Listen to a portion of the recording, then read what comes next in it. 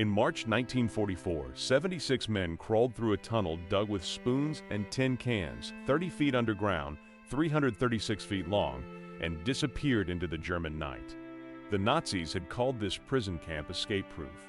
They had built it on sand specifically to make tunneling impossible. They had installed microphones in the ground to detect digging. They had guards patrolling every hour. None of it worked, but what happened after the escape was even more remarkable and far more brutal than the escape itself. This is the real story of the Great Escape. To understand what made the Great Escape extraordinary, you need to understand the world these men lived in. By 1943, World War II had been raging for 4 years. Germany controlled most of Europe. Allied pilots, British, Canadian, Australian, American, Polish, and others, were being shot down over occupied territory in enormous numbers as the air war intensified. When captured, these men ended up in prisoner-of-war camps called stalags. Under the Geneva Convention, officers couldn't be forced to work, but they also had nothing to do except sit, wait, and think. And what Allied officers thought about, almost constantly, was escape. This wasn't just personal, it was considered a military duty. Every escaped prisoner forced the Germans to deploy soldiers to search for them, soldiers who could otherwise be fighting on the front. Every escape attempt tied up German resources and attention. Even failed escapes had strategic value.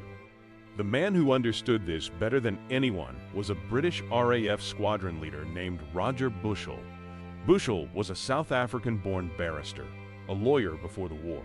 He was brilliant, charismatic, and had already escaped from 2 other camps.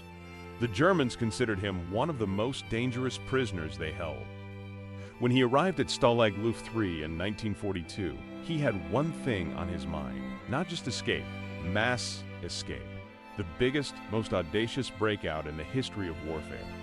Stalag Luft III was in Jagan, in what is now Western Poland, deep inside German-controlled territory, hundreds of miles from any neutral country. The Germans had designed it specifically to be inescapable. The barracks were built on stilts, so prisoners couldn't dig directly from inside. The entire compound sat on bright yellow sand. Any tunnel would deposit distinctive yellow dirt that would immediately betray digging activity if spotted on the surface. Seismographic microphones were buried around the perimeter to detect underground vibrations. Guards called ferrets crawled under the barracks looking for tunnel entrances. Prisoner movements were tracked meticulously. Roger Bushell looked at all of this and saw problems to be solved. He assembled a team. Eventually, over 600 prisoners would be involved in the operation in various roles, and laid out his plan. They wouldn't dig one tunnel. They would dig 3 simultaneously, codenamed Tom, Dick, and Harry. The logic was brilliant. If the Germans found one tunnel, the operation would continue. If they found 2, they still had 1 left. The Germans couldn't search everywhere at once. The operation was given a name, Operation 200. The goal was to get 200 men out in a single night. What followed was one of the most remarkable feats of improvised engineering in history. The tunnels needed to be deep enough to avoid the microphones, at least 30 feet underground. They needed ventilation systems so men didn't suffocate while digging. They needed lighting. They needed rail systems to move dirt efficiently. And all of this had to be built in secret under the noses of guards who searched the camp constantly. The prisoners became specialists. Carpenters dismantled bedboards to shore up the tunnel walls. Each prisoner contributed wooden slats from his bunk until beds were barely holding together. Tinsmiths fashioned air pumps from powdered milk cans. Electricians tapped into the camp's power supply to wire lights into the tunnels. Forgers produced fake identity papers, over 400 documents in total, including German travel permits, work permits, and military passes, using ink made from book covers, pens carved from wood, and rubber stamps carved from boot heels. Tailors converted uniforms into civilian clothing using dye made from crushed pencils and ink. A dedicated team called Penguins wore specially designed bags inside their trousers that slowly released the distinctive yellow sand as they walked around the compound, dispersing it invisibly across the surface.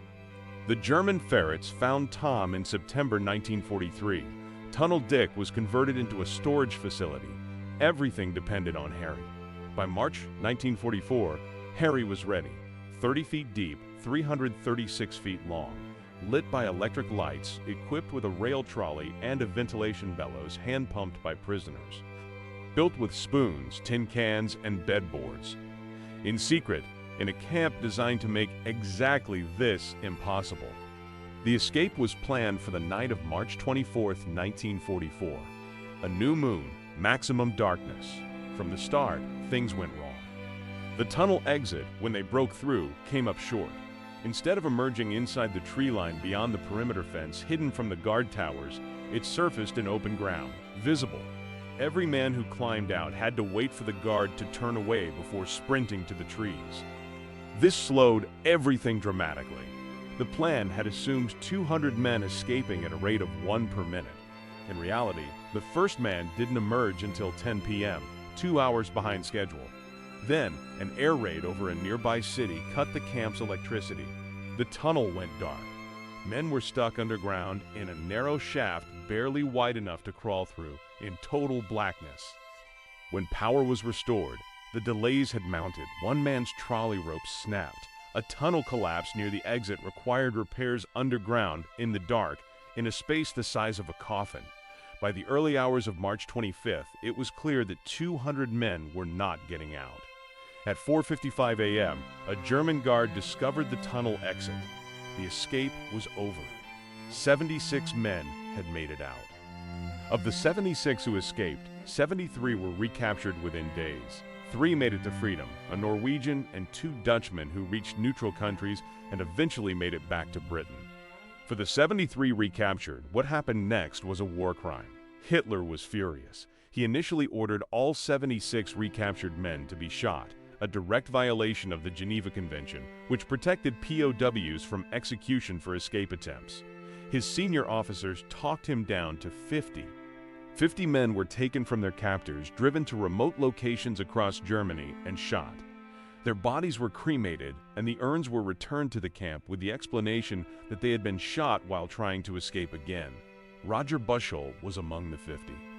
The Gestapo officers responsible for the murders were identified and prosecuted after the war. 18 were convicted of war crimes, 13 were executed. The escape itself had achieved its strategic goal.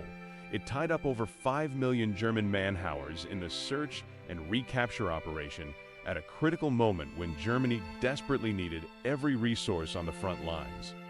The Great Escape has become one of the most celebrated stories of World War II, immortalized in a 1963 film starring Steve McQueen that, like most Hollywood versions, takes significant liberties with the truth. In the real story, there were no American prisoners involved in the escape.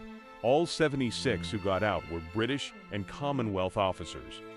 But the real story is more powerful than the Hollywood version, not less. What the prisoners of Stalag Luft III demonstrated was something extraordinary about human ingenuity and determination.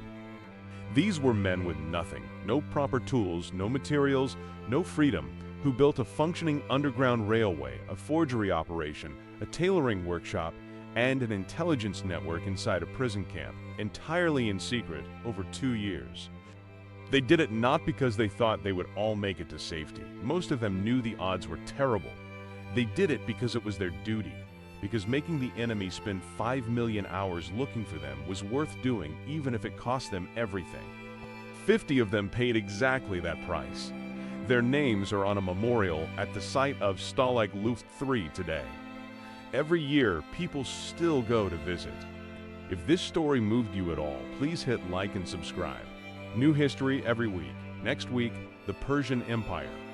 One king who ruled half the known world, and the system he built to hold it together that was centuries ahead of its time. Drop a comment. Do you think the Great Escape was worth it, knowing that 50 of the men who got out were executed? Or was the strategic value enough to justify it? See you next week.